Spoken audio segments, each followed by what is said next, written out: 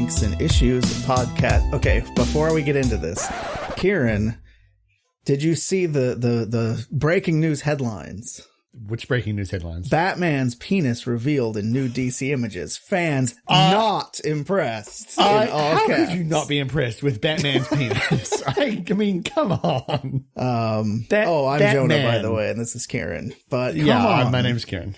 They finally reveal. I mean, we've all been asking for this since the 40s, right? Years and years. Yeah. They finally give us Batpeen, and people are already complaining to the point where it's not even going to be in subsequent printings.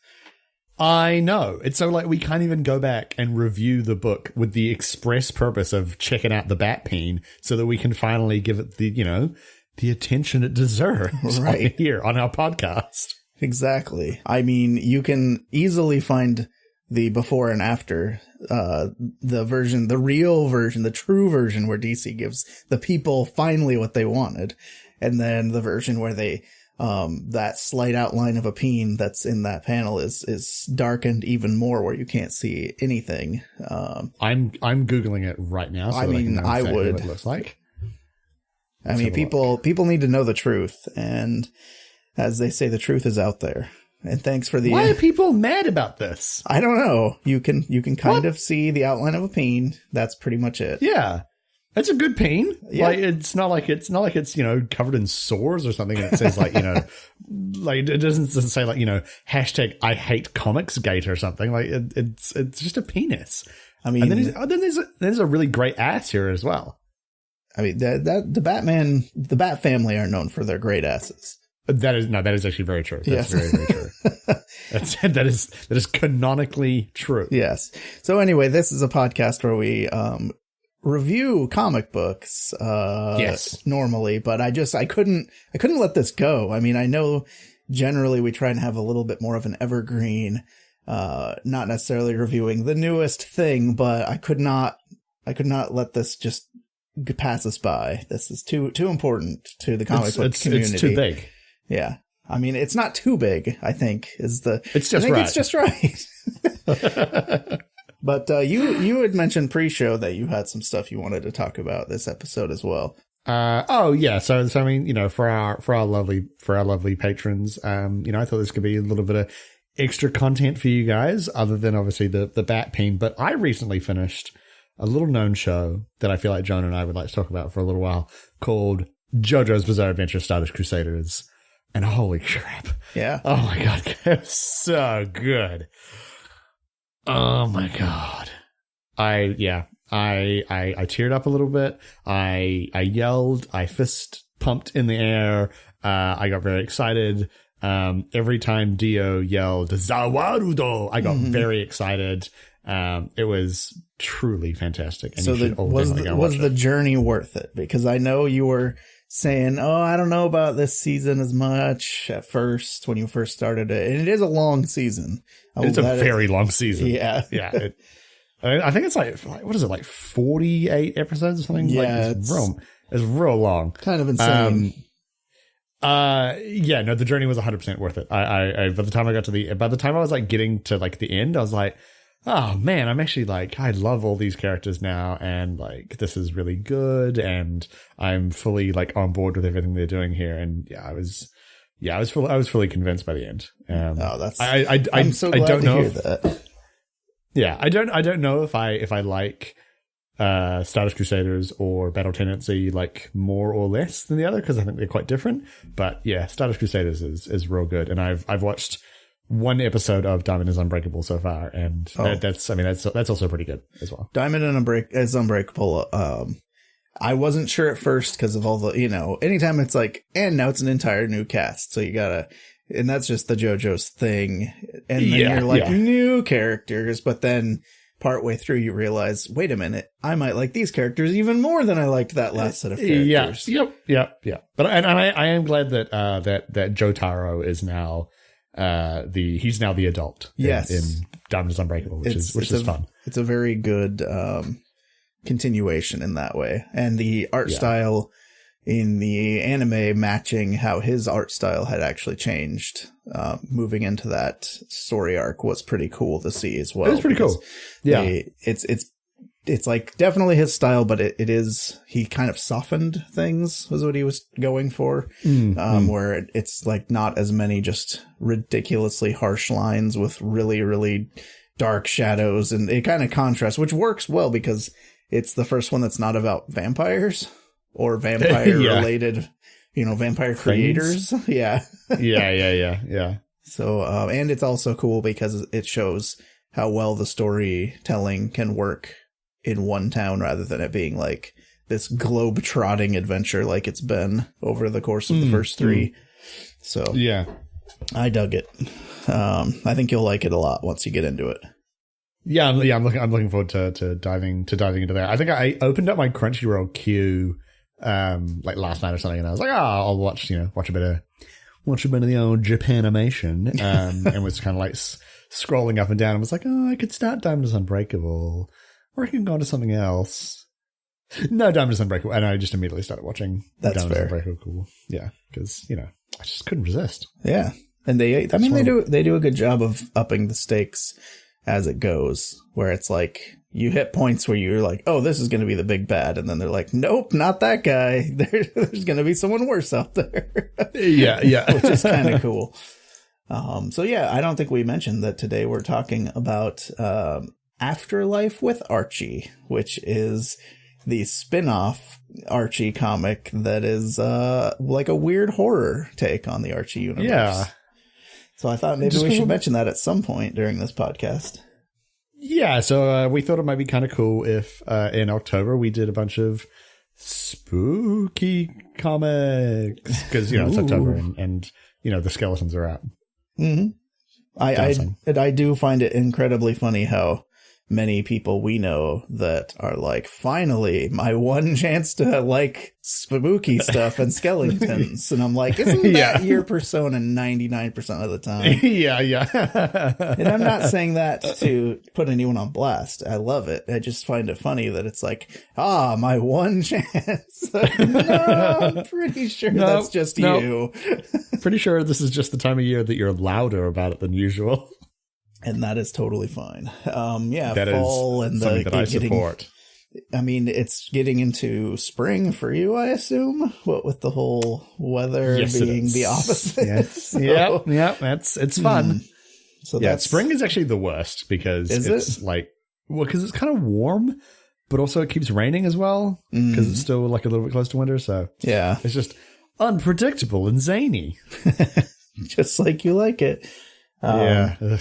So we kind of went back and forth on what we should cover, because we did just do Lock and Key, which is its own spooky type of story. Spooky. I actually read the next volume after. I talked about volume 2. I actually read volume 3 since it was on Comixology, since we reviewed it, because I'm like, well, I kind of want to see where they're going, even though it's like because we weren't like, this is terrible. We were just kind of on the it's fine, So I read volume 3, and it's like, it's like getting more interesting. Like, it gets a little weirder. It's, so it's like, I can see what people like about it. It's just still not like, now that I'm out of the ones that I can borrow, I'm like, I don't know if I'm going to pay money to read more of it. It's because I'm right on that border of like, I'm liking it just enough to like, if more of it ends up on Comixology Unlimited, I'll grab it. But in the meantime, or maybe if I see it at the library or something, but that's kind of where I landed on that one. I'm still in that zone where I'm like, this is interesting to, like it's like if I start reading a volume, I finish it pretty quickly, but it's not like I'm seeking it out. So it's still like on that border for me. Yeah. Did you, no, it's not like as soon as you finished it, you're like, oh man, I can't wait to borrow and or spend hard-earned dollarinos on this comic that I love. Yeah, exactly. It's like, if it's here, I'll read it.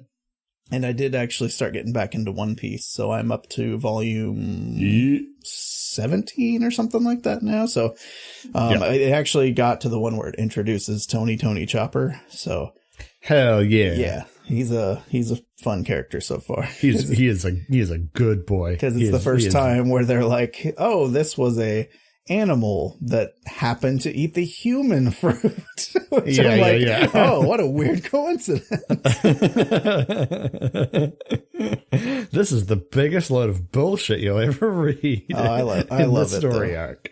It's so good. And his story arc all revolves around this island that's obsessed with doctors. It's very strange, but I enjoyed it. So odd.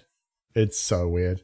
I also I finished the rest of Chew as well, which we reviewed a couple of weeks ago. Yeah. So I bought the rest of the trades, and I've now read the entire 12-volume series.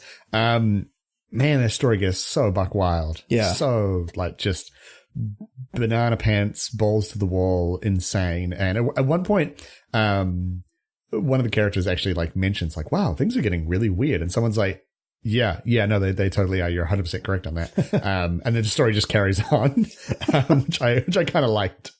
But yeah, it's really good. I would totally recommend just like reading however many you can on Comixology Unlimited. And if you're still digging it, 100% go and buy the rest and check it out. I think the very end, like the actual like. Because there's kind of like the ending, and then there's like the 40 years later kind of thing. Yeah. I think like the ending is good. We are like, oh wow, whew, that was a hell of an ending. And then the kind of the denouement, I guess, I loved, and I was like, hell yeah, dude, like do it. Like that's so fucking stupid, and I love it. But I think like that the denouement will be like, it'll be one of those things where you're either like, that's hilarious, and I think it's amazing, or I hate it. Why'd you do that? Ah, I see. Yeah. Personally, I think it was fantastic. That just made me think of the end, where the time jump in Harry Potter at the end, where it's like some fans are like, oh, all these characters ended up with, and then other people are just like, that ruins everything for me. Like, why would you do this? It's not that fucking stupid. All right, go to school, Scorpio. Yes, Scorpius Malfoy is the best character name I've ever heard. Oh my god, yeah. So yeah, when we were trying to pick a spooky one, since we already had read Lock and Key, we kind of went back and forth because I'm like, one of them we had looked into was, I think, Nailbiter, which I've heard is really good, but it's like a serial killer thing. And I'm just like, it's like Lock and Key kind of had that vibe already. So I wanted something a little different. And I was just kind of looking through, I think I just might have gone on Comixology and typed in horror just to see what would come up. And I think it came down to Afterlife-with-Archie and 30 Days of Night. And as soon as you saw Archie, you were like, that's what we're doing. So here we are. We've never actually reviewed an Archie, I realize. We've just talked about the versus Predator one. Or is it Meets the Predator? I can't remember. Versus the Predator. Versus, okay. Because they fight. They meet the Punisher. They meet the Punisher, that's right. Yeah, they meet the Punisher, and they are versus the Predator. Yes, and now Archie is just the Predator. If that is canonically. Yes. It's canonical. It's weird that never comes up in this book, that he's just the Predator. You'd think he'd be like, oh, zombies. Well, good thing I'm the Predator. Yeah. Or whatever I don't know what noises the Predator makes. It's been a while. Doesn't he yell, I'm the Predator all the time? I think so. Doesn't he say like, I'm here, kill me, or kill me now? Yeah. That's the Predator, right? I think he's invisible, and he's like, no, I'm over here. I'm the Predator. I have guns. Exactly. That's what he says. So, do you have any fun facts about this Archie comic before we get into it? I got a couple. So this was actually inspired by a variant cover to, I believe it was Archie number like 36 or something like that from a few years ago. And the writer, Roberto Aguirre Sacasa, I'm so sorry if I bangled that, saw it and was like, oh my god, we totally should do a Archie comic with zombies in it. Like, this would be an amazing idea. And book was a runaway success. Everyone loved it. Sold out, multiple printings, and is now part of the sort of like a mature quote unquote Archie line, which has Afterlife with Archie, The Chilling Adventures of Sabrina the Witch, which I've heard is very, very good. And also a recently launched Vampirella, which is, I believe Veronica is now a vampire. And that's just started coming out and supposed to be quite good as well. Okay. So, those are pretty much all the fun facts I have for this week. It's always a little up and down on what there is to find out. I'm actually happy to know that's where it was kicked off, was just from a variant cover. That's pretty cool, actually. Yeah, just showing the inspiration of how a good cover can really kick off some good ideas, which I like, because there are those people out there that just do amazing cover art for other artists all the time, and it's like, that's such a cool job that even exists. Yeah. But yeah, this was, like you mentioned, story was by Roberto Aguirre Sacasa, and I could be totally wrong on that pronunciation. I only took half a semester of Spanish, so I'm so sorry. And artwork is by Francisco Francavilla, lettering by Jack Morelli, and it's an odd one. It is a zombie apocalypse story in Riverdale. Yep. So I guess we'll just get right into it. And it opens with, the words scrawled in blood, "This is how the end of the world begins." And we open with, the art is actually really cool in this. I want to say right off the bat, they do a lot with, a very minimal palette, with a lot of, gray tones and highlighting things in red a lot. So obviously with Archie being a redhead, it's a lot of times it'll be like panels where everything is kind of dark or blackened out or whatever, but you can always see his red hair. So you kind of always know what character Archie is when it's following him, which I thought was a cool touch, because that's one of his big defining features, is his baby fetish and his red hair. I'm sorry, what was that first thing you just said? Did you not see that panel that I tweeted that was him in a crib being like, Veronica, you need to come over and babysit? That's right. Yes, I remember that. Yeah. I don't think that's canonical. I think that's just a cover artist having a little too much fun.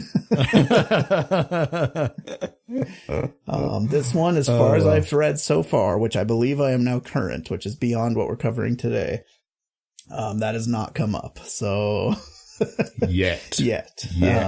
But it opens actually with Jughead running up to the house of Sabrina and her aunts, and he is holding his dog, Hot Dog, and his dog is dead, and it's a really sad opening. You have a crying Jughead holding a mangled dog, and I'm like, What am I? A dead dog? What am I in for in this weird ass? Is this a JoJo's? Yeah.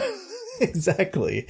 That is one of the things that makes it very hard to recommend JoJo's, by the way, is the dog violence. There's a lot of dog violence in JoJo's. Anyway. But yeah, he wants to, she tries to use a healing spell on it. She's a witch, by the way, if you weren't playing along at home. And I guess everyone knows this. I don't know the canon of Sabrina, but yeah, everyone seems, because her aunts are magically floating his dog and surrounding it with this crackling blue energy, and they're just yep, nope, the dog is dead, and he's like, no, can't you just bring him back? And it's so everyone just knows about magic. Yeah, everyone just seems cool with this. Everyone's fine with it. I mean, as far as they're concerned, they're good witches. I don't know. Anyway, I don't know. Everyone's fine with the magic in this for a while.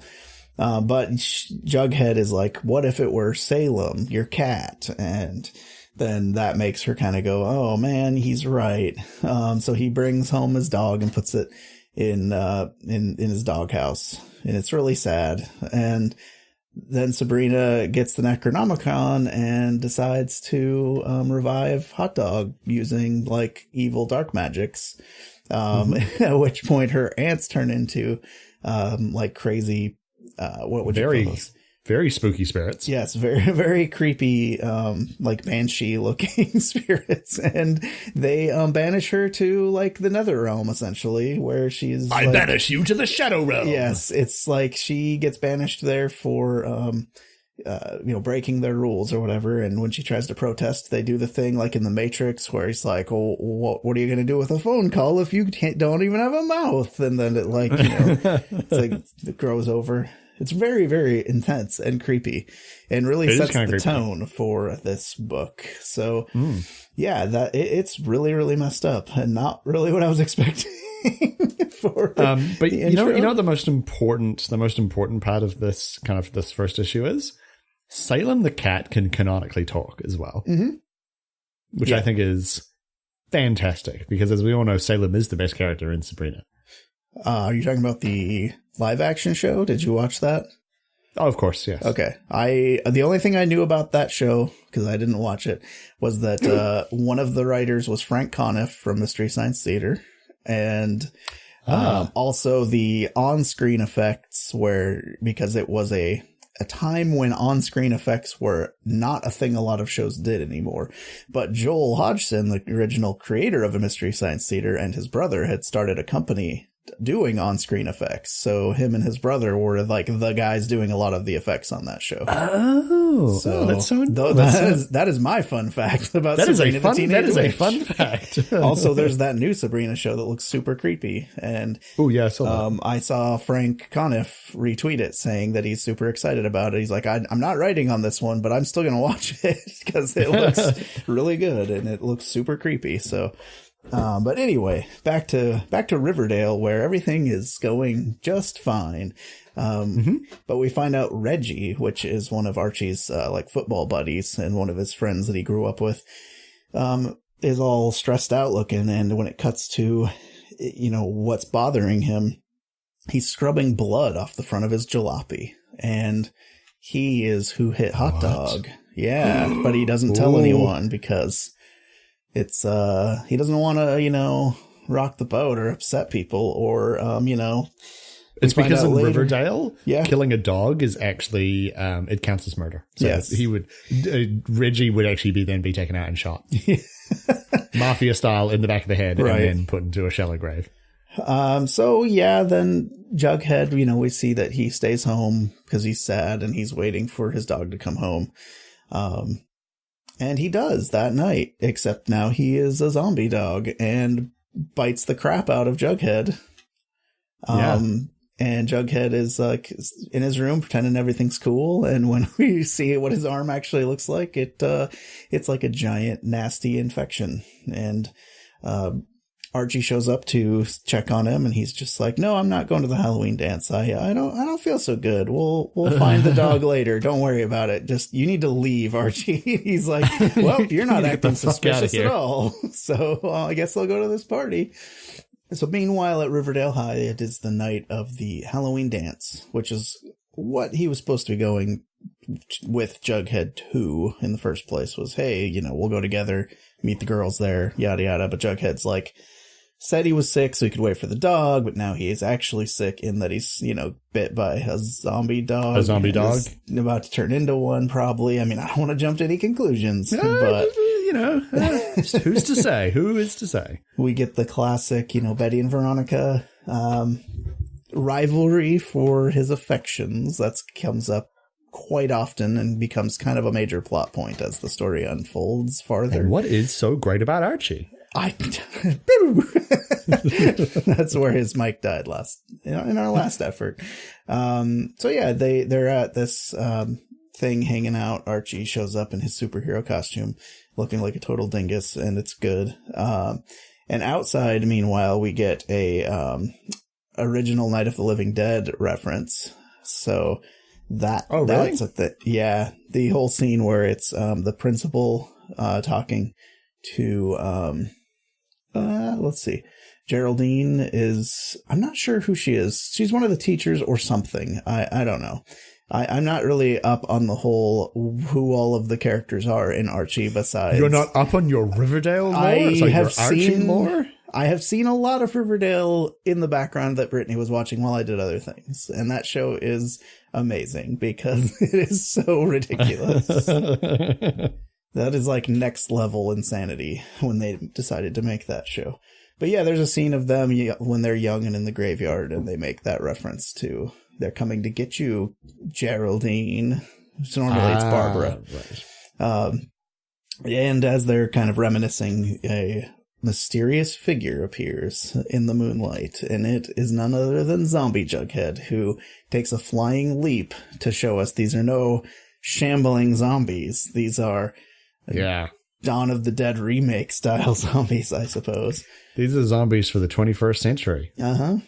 And then inside they see, oh, Jughead's coming in. Yay, it's him. He made it. Except, he's a zombie. But they're just like, man, that costume is so good.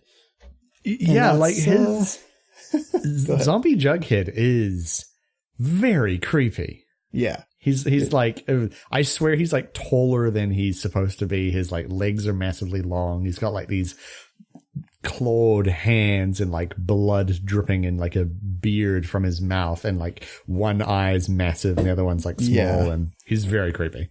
So that is the end of the first issue. Mm-hmm. What do you think?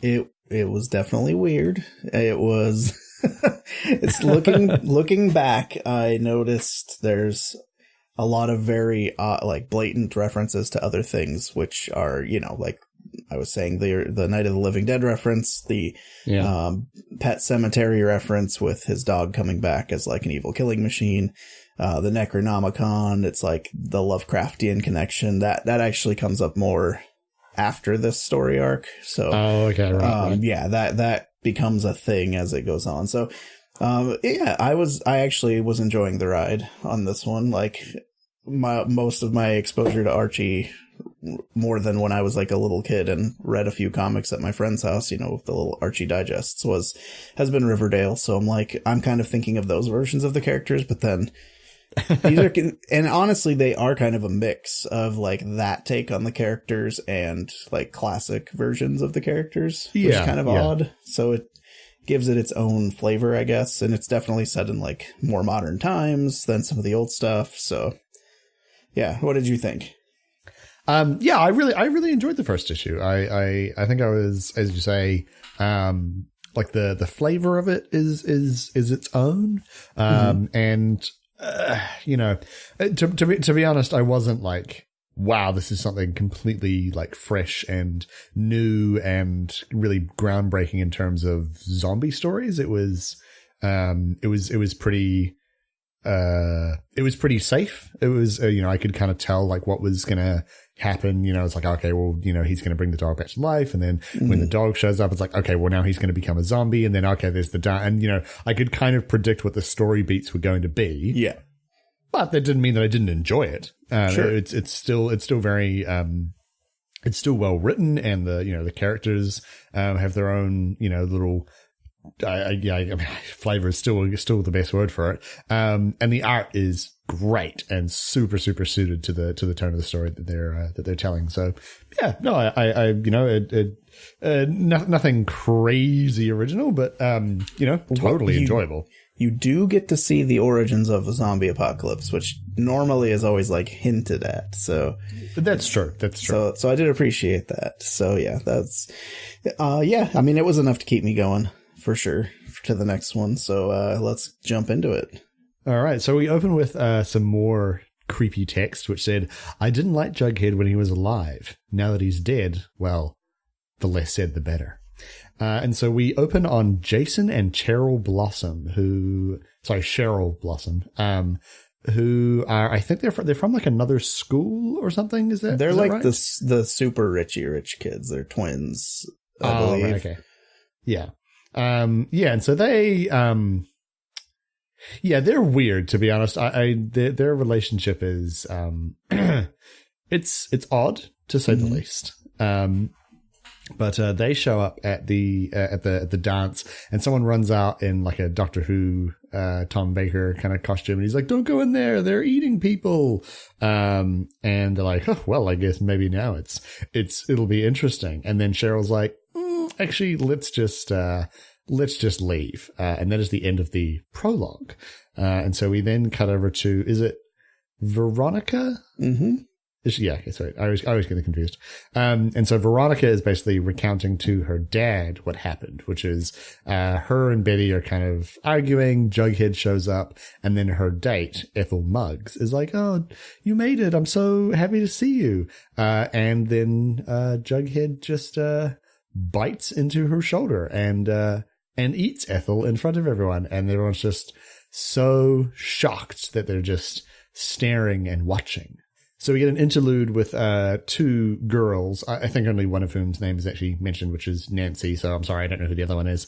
And they're kind of implied to be like in a relationship together, and they're sort of at Pop's Diner, which, as far as I'm aware, is a famous Riverdale landmark. It's the hip happening place to be. The hip happening place. So they're at the hip happening place to be. And basically, the one who is not Nancy, she who is apparently not named, essentially is like, we can't keep sneaking around like this. This is bad. I want to be like proud of who I am. And then there's a jingle jangle at the door, and I believe a zombie comes in, but it is hard to tell because my Comixology crashed. It is a zombie, and it is Mr. Jones, Mr. Jughead's dad. Jones. Mr. Jughead's dad. Yeah, and that's the end of the interlude. Back to the sweet. school where Jughead is continuing to eat his girlfriend while everyone's just staring like, this is weird. What a crazy prank. Yeah.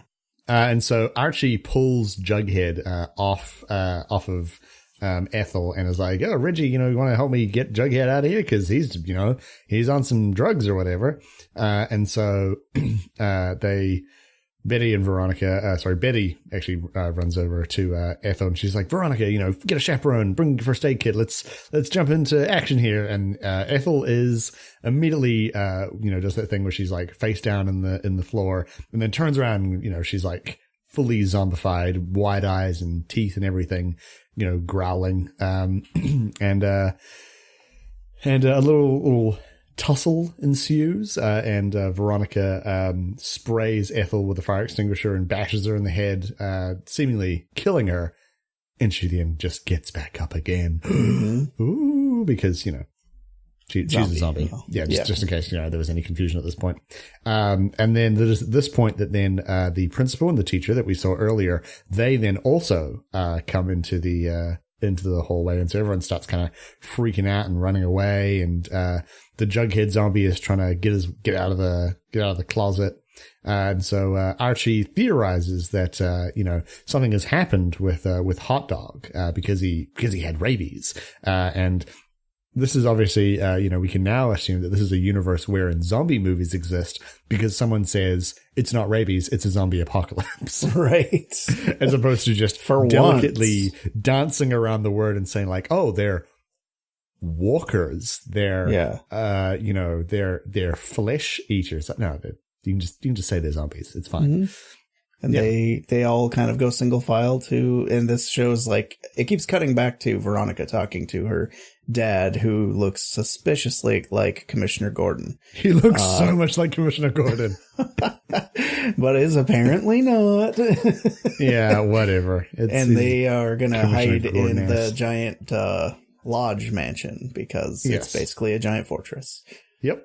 And so issue 2 ends with Veronica saying, "Look, you can't get mad, but I brought a bunch of teens to the house so that we can hide out." And so it ends with Archie being like, "We're going to make our last stand at Lodge Manor." And then we get one of those like fun, like next time it's like, one of these kids is already infected, but which one? Yeah. And then the issue ends. That was one of my favorite things in this was that was very funny. Old school, art of all the characters being super wacky. Because, I didn't see that coming. But yeah, like you said, this issue is further like, it's kind of boilerplate zombie stuff, but it's done in a fun way and with characters where if you're like familiar with them, it's kind of fun to see them in like that context. So I think that's kind of how this whole thing kind of breaks down. So I don't have much to add on that one. No, again, as you said, fairly predictable, but it was fun. It was still fun. Yeah. And then we get in issue 3, it opens with the same kind of openings consistently. Or this time it's Archie clearly saying, "My mom and dad are out there, Betty, somewhere, maybe hurt. I have to find them." And we get this is where we get some like backstory a little bit on the town of Riverdale. There's kind of setting up some stuff for later where Mr. Lodge and Mrs. Lodge, it's like both of them coming from like wealthy backgrounds kind of and showing like, oh, we're going to build this cool manor here and it's going to be awesome. And his wife, Hermione, being like, no, I don't know, this doesn't feel right and whatever. And when she's riding back on the train, she happens to be sitting across from Sabrina's aunts, and she's like, "Oh, you're expecting," and then the other one's like, "A girl." She's like, "Well, we're hoping for a boy," and she's like, "Well, too bad, because it's going to be a girl, raven-haired and strong-willed." And they're like, they're on their way to meet their, soon to be born niece. So it's like they're all kind of setting up like, oh, they're all related in this weird way. Like there's something strange going on with the town. Other than the zombie outbreak. Like pre-zombie outbreak. So Mr. Lodge is walking through like the family cemetery and just kind of sad about having lost his wife when they were younger and all this stuff. And then she appears as a zombie and starts strangling him. And then he wakes up, and it was all a terrible nightmare. And his butler, whose name is Smithers, and I could never not read it as Mr. Burns every time they said Smithers, is there. And we kind of learn his like loyalty to the family as the storyline goes on as well. And they're like talking about how this fortress is kind of impenetrable, and there's only one person who's ever been able to get in and out of their fortress, and that's been Archie, because he sneaks in to make out with Veronica because he's a horny teen. Yeah. So he shows Betty like, hey, this is how I would come in and make out with Veronica. Pretty cool, right? To the other girl that's like kind of oh my god, his off and on girlfriend, and you're like, dude, why do they like you? Why do either of them like you? Right. What's so great about Archie? I think he's just supposed to be that dumb. Like he's just super oblivious to. He's so lovable. He's ignorant. He's a dork. Yeah. He's like completely unempathetic to other humans and their emotions, I guess. Right? Oh my god. But he's such a good kid. If they had internet in the 50s, Archie would be posting online being like, I'm just a logical person. By the way, do you want to talk about socialism and stuff? And I'd be like, get offline. So it is funny, too, because we get a little of the dynamic of Betty and Veronica where they're like, we're BFFs, even though we're constantly like trying to one-up each other and are total jerks to each other constantly. But that's just because we're BFFs and we both like the same guy. I'm like, maybe you should not behave this way to your supposed friend. Thank you. Thank you, Jonah. Thank you for saying what we're all fucking thinking. Yeah, they have this whole like heart to heart. Like I think they actually have it twice where it's like, we're actually like we're really good friends and we have to like be here for each other. It's like, what? Yeah, it feels very disingenuous based on their earlier behavior. Super, super disingenuous. Yeah. And it's so everyone is just having a fun teen pool party because it's the end of the world, and what else are you going to do, right? When you're stuck in a giant mansion. Well, yeah, fair. Except for Moose and Midge. And Moose is the giant, like 8 foot tall, like burly football player dude that, I believe in the old Archie comics, his catchphrase is actually like duh before he says everything. What the wow. Yeah, it's bad. It's real bad. So they're up in their own suites, they're they're about to get it on, and then we cut away to Archie having used the little one spot in their entire giant fortress mansion that does not have security because he disabled it so that he could get in and make out with Veronica. It leads to the sewers, so he makes it to town. Hang on. I'm just, now that I'm thinking about this for like more than 5 seconds. So does he like sneak out of home, go through the sewers to the large manor, and then shows up and he's like, Veronica, it's me. I smell like shit. You want to make out? And she's like, hell yeah. Like, what? No. You nailed it. Got it in one. Veronica, it's me. I've stepped in nothing but used diapers and rats for hours, but I'm ready to get my bone down. No, Veronica, have more self-respect. Yeah, exactly. Go and hang out with Betty and talk about how milquetoast Archie is. Right, exactly. So he pops out in front of, Pops, and it's on fire. So we cut back to earlier where the two, and now let's see if it ever says their names. It's Nancy and Ginger. That's what she calls Ginge. She calls her for short. I don't know if that's her actual name or if it's just a nickname, but that's where we're at. If you're a huge Archie fan and you're screaming at your podcast right now, I'm so sorry. But basically, they burn down Pops because of zombies and steal a motorcycle and take off and drive into the sunset. And that's why Pops is in flames. Meanwhile, back at the pool party, it turns out that there was someone infected, just like the last issue said there would be, and Midge and Moose fall out of the window of the suite and crash into the pool. So now there's infected people in the pool where all the teens are swimming. Not ideal. And as Archie's kind of going through town, he's like, oh, that's weird. There's like nobody on the streets or anything. And, lots of places are on fire and this is probably not so good. So he goes straight home, steals a bicycle, and heads home. And when he gets there, there is Hot Dog, zombie dog, like waiting for him. And that's kind of where it leaves us. Yeah. They are able to trap Midge and Moose. It does show us that resolution real quick because they, the pool cover for some reason is like reinforced steel. Guess just in case. Like, it's real weird. He's like, per your specifications, the pool's cover is reinforced aluminum, sir. So it should. It's like, why was that a specification? Well, just in case they ever had to trap any zombies in there. I mean, look who's laughing now.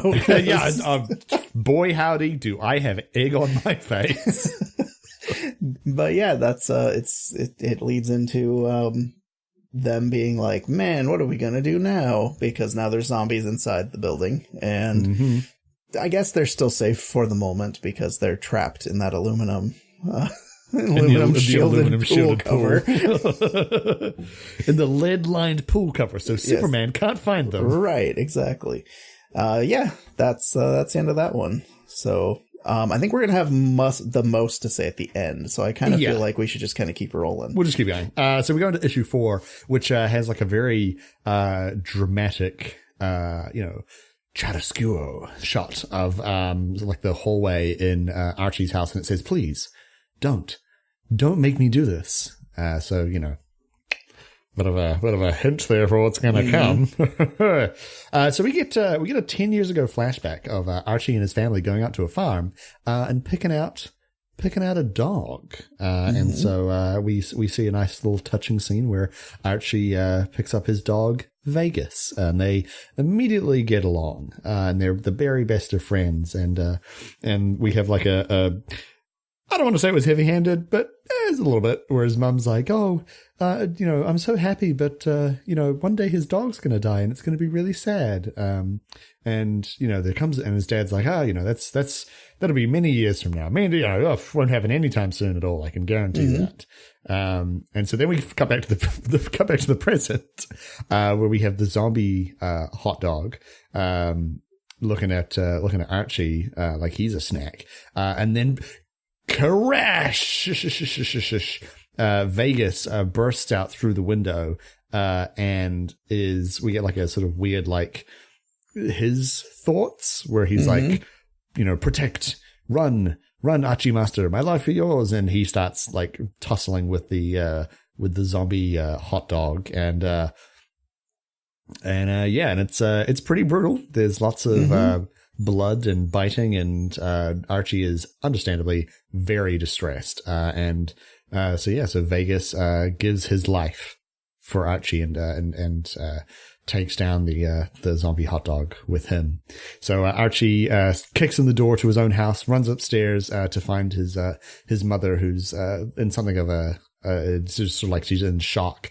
And she's like, "Oh, you're dead. He went downstairs because he heard some weird scratching, and his dad shows up, and his dad's a zombie.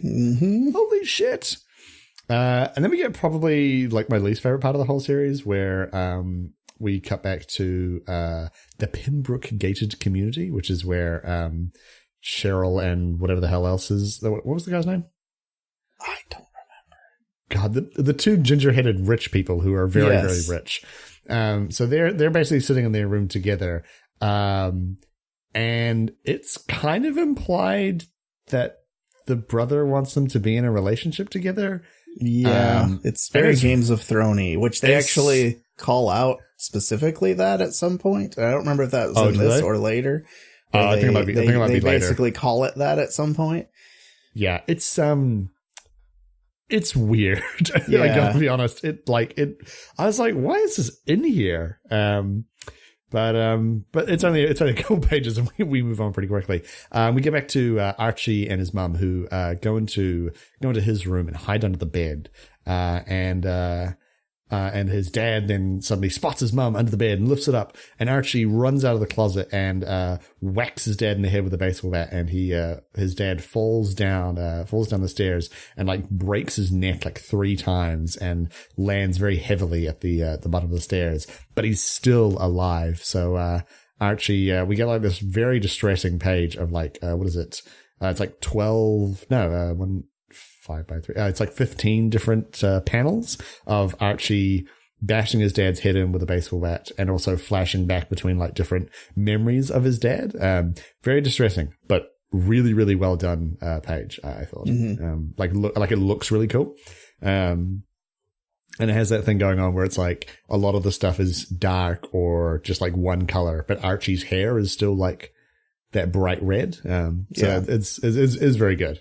It's him and his mom you can always spot because of that. Because of that red hair. Yeah. And so his dad is dead. And then unfortunately Vegas shows up, and Vegas is now a zombie dog as well. And so his inner monologue has changed to kill, maim, eat food. Yes. His inner monologue has changed to a late 90s metal album title.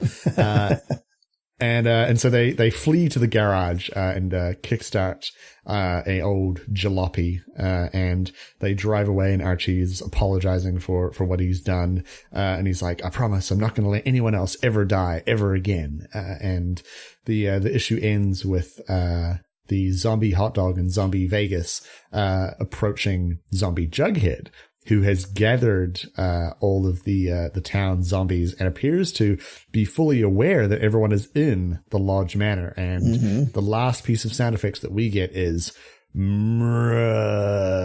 which I think is great. And we have them all approaching the manor. And that's the end of that issue. Yeah. I think this is where it actually kind of turns for the better as far as the storytelling goes, and being a little less boilerplate. Because for one, in most zombie fiction, animals can't be infected because that'd be too much, I think. Like, I'm just saying, if a cat is, like, feral or has rabies, there's no way you're not going to just instantly be murdered if they were zombified, because I don't know if you've ever pet a cat that loves you. It scratches the hell out of you instantly. So, a cat that's trying to murder your face, there's no way you wouldn't just instantly be dead. It is like, so I think that's why most zombie fiction steers clear of animals being able to be zombified. Yeah. But to be fair, they really only do the 2 dogs. And I think it's just so Jughead can have like his hellhounds that are helping them out. So, but having a zombie leader is starting to set up, hey, wait a minute, there's more going on here than just a zombie apocalypse, which is unfortunately not addressed too much in this, but I'll kind of get into it after we finish the main part because I have read ahead. So yeah. But yeah, that brings us to this is the last one in this collection, correct? Number 5. Yes. And this is Siege is the name of this one. And it opens with, we've lived here all our lives and we're never going to come back, are we? And it shows kind of a swing set that's all broken. It's this whole one is very like Walking Dead, like the setup, how that kind of went down a little bit. Like it felt very similar to that.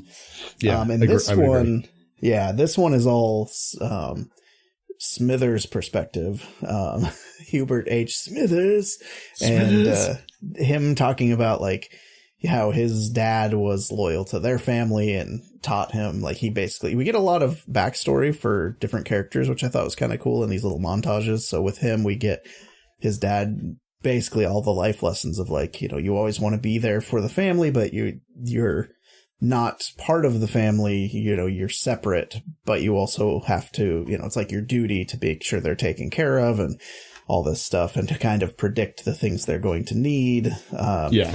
So he's the one that's actually there for the birth of Veronica, where the dad is like off screwing around with other women or something. It's like, it's really setting up the dad as a real giant piece of crap. So he's like actually the one to help take care of the kids and stuff or the kid. I guess they only have the one.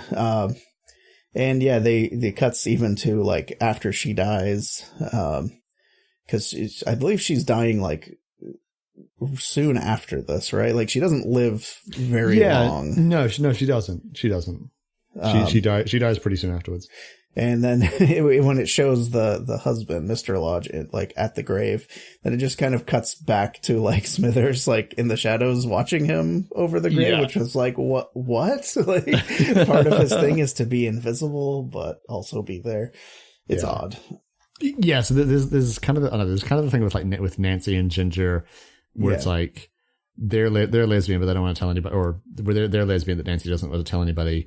And then there's the thing where it's like Keller, I think, is keen on Reggie, but Reggie's like, don't ever get your sick, nasty hands off me, you perv. And so Keller punches him in the face.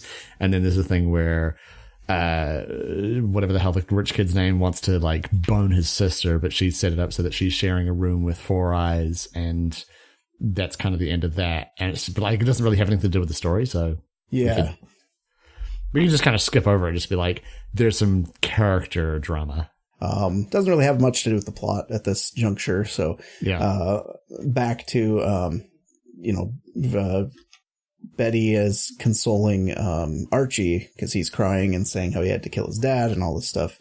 And Veronica is like spies, like she's sneaking around and sees that he went to her instead of, went to Betty instead of her and all this stuff. And Smithers is like, you're like too good for him, right? Like he's like, what's up with Archie? Why does everyone what's so great about Archie? Which seems to be kind of a running theme. But one of the things we got from the like scene where it was some of the interpersonal drama is that Reggie is actually in love with Midge and always has been, and has never, like, that relationship never went anywhere. So he is like at the pool debating whether he wants to open it because for whatever reason he's like, I don't know what he thinks is going to happen. Like he's just going to get eaten. But but he's like, hold on, Midgey. Movie. Yeah, I'll get you out of there. Yeah.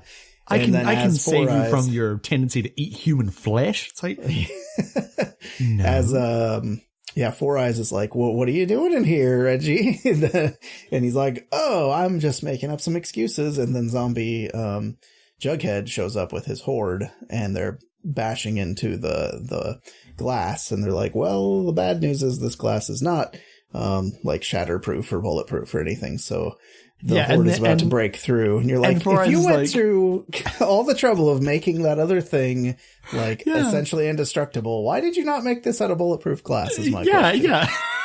It's not like money's an object. Yeah, so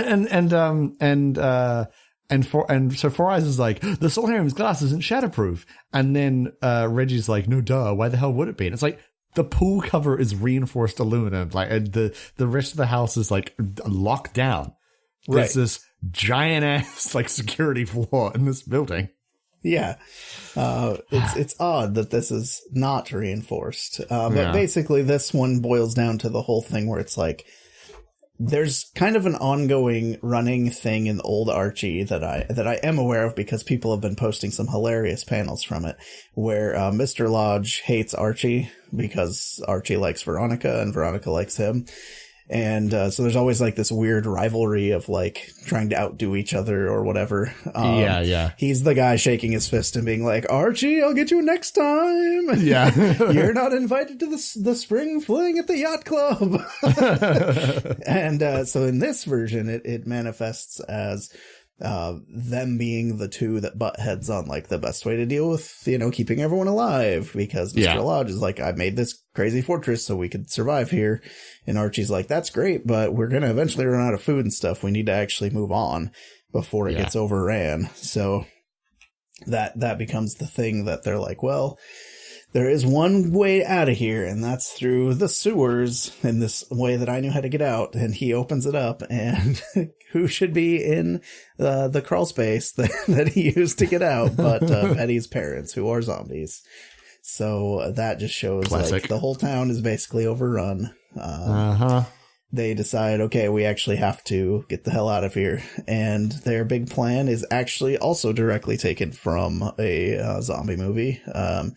I believe it's Land of the Dead, wherein they use fireworks to distract the zombies so that they'll be looking one direction while they sneak out the back. And it works pretty well. They have a couple people who are good at archery, conveniently. And so they take up bows and kind of watch their backs as everyone sneaks away. And that's where this volume ends. Yeah. So, final thoughts on Afterlife with Archie Volume 1, Kieran? Okay, so this storyline, isolated by itself, I think was fine. Right. I enjoyed it, but I don't think I would go around saying it was like an exemplary. I wouldn't hold it up as a prime example for like, oh, this is how to really do zombie horror comics. Like this is something really new and fresh for horror comics or zombie stories. A lot of the story beats were really enjoyable, and I think it's written really well, and I think the art is so well suited to it. It has like such a good 70s 80s horror kind of vibe with like a lot of the like dual tones and like really strong shadows and like really cool panel layouts. Like it really feels like you're watching like a classic style zombie movie. But a lot of the story beats I felt until the end were like a little bit safe. So, I could basically predict what was going to happen for the first like couple issues. And that's not necessarily a bad thing. But it did kind of take away a little bit from the start of the story, where like it wasn't, there wasn't anything that really surprised me at the start, but the ending I think kind of makes up for it because the whole like now Jughead is the leader of the zombies and he's going to attack them at the lodge, and then they have to kind of like leave the lodge and go on like a Walking Dead style like cross country whatever. I don't know what happens next. But so that was quite interesting, and I quite enjoyed that. So would I recommend Afterlife with Archie Volume 1? I think I would. I think I would say like, yeah, it's good. And you should read it. But I think if I was recommending, like just comics in general to people, there'd probably be other things that I would recommend first. But still, I still enjoyed it. Yeah. I think if you're a fan of like the Riverdale stuff, but you like, I want to check out something Archie, but I also kind of just want like this time of year or whatever, want a dumb horror comic. Like, yeah, it's fun for that. It's like, it's fun to see the characters in this weird situation. It actually the thing that surprised me was that they didn't hold back with like the violence, which is a thing I was not expecting because it's Archie branded, but I guess they've actually been really good from what I've read of like separating the adult oriented Archie stuff from the classic Archie stuff. So they're able to play around with it without worrying about like making their long-term fans uncomfortable, because you can just be like, well, this is its own thing, even though it says Archie, like, just so you know. Just so you know, you don't have to read this. Yeah. It's not canonical except for within itself. But yeah, the first one I read and I was like, well, I mean, it was selling really well and all that. And part of that may just been the novelty of it being Archie, but also zombies. I mean, as we've seen, Archie's known for doing weird stuff like that with meeting the Punisher and fighting a predator and, that sort of crossover. I'm glad you got the operative verbs correct, because, yes, very important. But as it progresses, and like starting with issue 6, I've read the rest of it that's out. Issue 11 is not out yet. Like it's up for pre-order right now.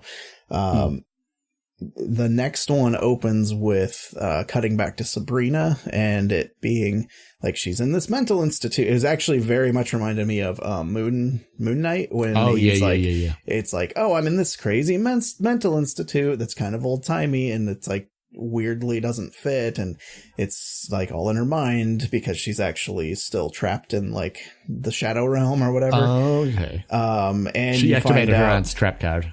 Yeah, you find out there's all like, it's basically all of this is tying into like Cthulhu mythos stuff.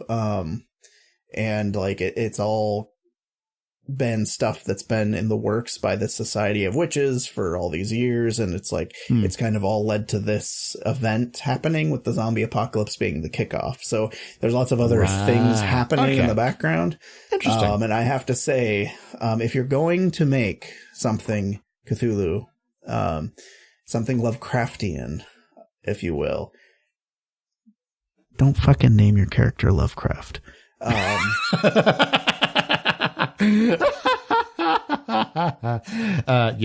That's very true. Yeah, that happens. So that was the thing where I'm like, are you kidding me with this right now? It's like Glock and Key named the town that, and now you're just full on naming the character that's like the guy running the hospital that. And not only that, but he looks like H.P. Lovecraft. Like, okay. Yeah. It was way too on the nose. Yeah. Upsides of the later stuff, as you find out, Reggie's a total, like an actual textbook psychopath, like, with like no empathy. You find out that there's a Shining parody at one point where Jughead is, the ghost Jughead is serving Archie, chocolate malts. And, you find out Josie and the Pussycats are vampires. So it does get a lot better as it goes. I love it. Yeah. So I would recommend it as a series. Volume 1, I would even tell people like, this is kind of like boilerplate zombie, but like stick with it because it does get more interesting as it goes. Yeah. And I don't know how many issues it's going to be. It's good. I mean, 11 is coming out soon, so I'm hoping they have an end point because I don't see this being like a sustainable universe because, they're having to kill off characters and stuff to make it actually have stakes. So yeah. You only have so many like named Riverdale characters that you can kill off before you get to like the main characters, Yeah. So, but I thought it was actually pretty fun and I would recommend it for sure. Like if people just want something a little different, I guess, like something not different. Spooky. Something spooky, something different. That's no, not. I did not say spooky. I did not say spooky. That word did not pass my lips. I think you'll find that I said something spooky. Oh, okay. Fair. For the month of October, you are legally obligated to say spooky instead of spooky. Okay, you got me. I refuse. No.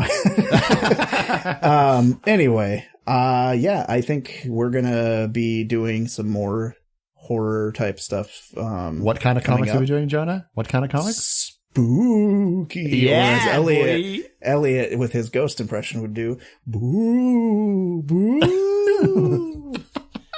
I was joking with him this morning, and we were eating cereal, and Cora had Frankenberry, which is like a themed. I don't know if you're familiar with that one. It's like the Count Chocula, but the Count berry Chocula, version. Frankenberry. And then I told him, well, I have spooky cereal too, and because I was eating Cheerios, and I'm like, they're boo cereal. See how many O's are in here? And it was quite the impressive dad joke, I thought. I was very happy with it. No, it was good. It was good. So feel free to steal that if you're looking for a good dad joke for your kids. But yeah, with that, I guess, where can people find you, Kieran? Let's wrap things up. You can find me on the internet. You can follow me on Twitter. I'm at Mr. K_Bennett. And you can check out my D&D podcast, which is For Crits and Giggles. That is at For CNG Podcast, or our website, forcritsandgiggles.com.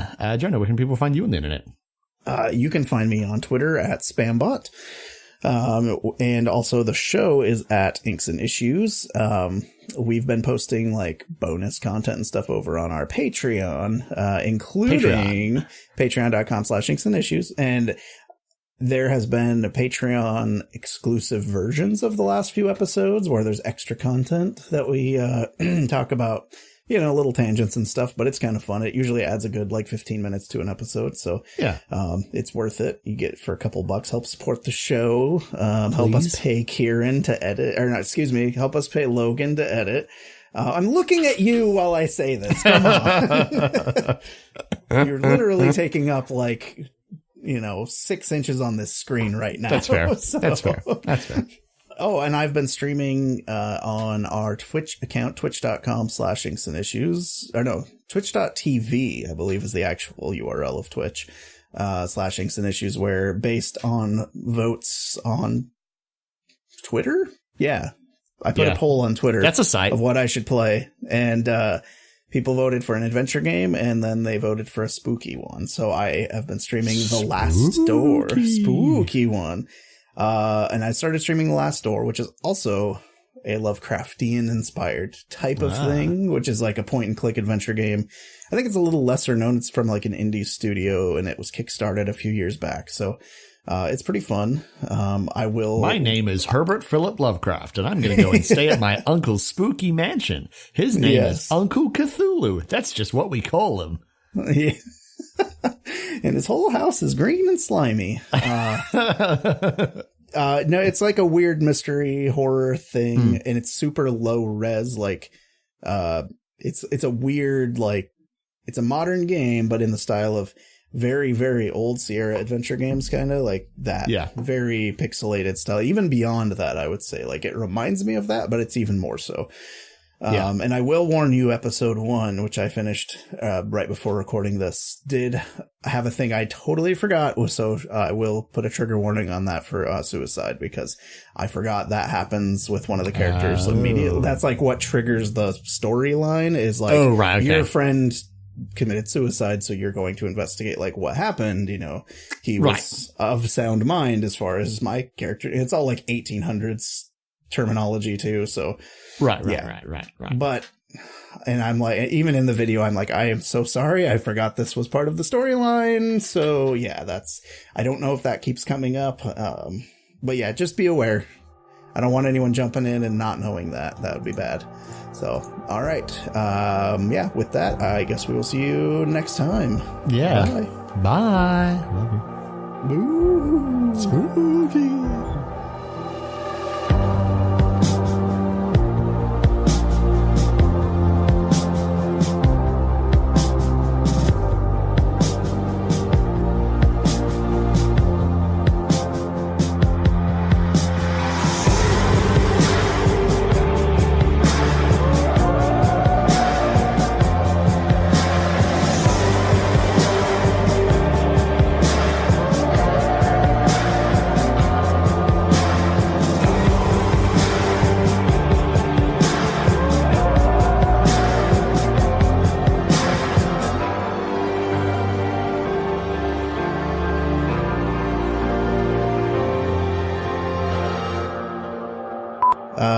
Check 1, 2. Yeah, I have stuff, so I think I'm good. I am now recording, and I have waveforms, and I'm going to annoy Logan, and I'm going to take a big drink of water. Okay, I'll take a big old sip of coffee. Delicious. Water. So what's so great about Archie? Welcome back to the second part of the show, folks. This is where we like to just take a little break and talk about Casper. Man, no. Ask the questions we ask every week. What's so great about Archie? What's Jughead's deal? What about that Batman penis? I mean, I hear it's good. Here it's good.